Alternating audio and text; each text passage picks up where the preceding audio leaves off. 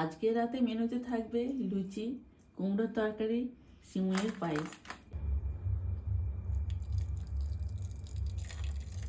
এই সিমুইয়ের পায়েসে দেবো খেজুরের গুড়।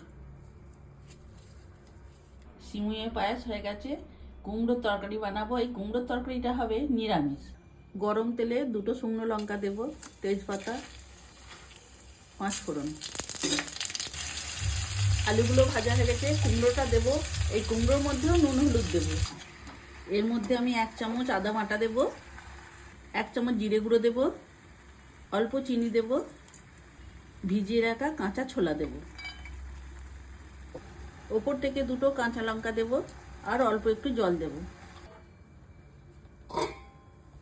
নিরামিষ কুমড়োর তরকারি আমার হয়ে গেল। এরপর ঢেলে দেব। কত সুন্দর কুমড়োগুলো সিদ্ধ হয়ে গেছে দেখুন।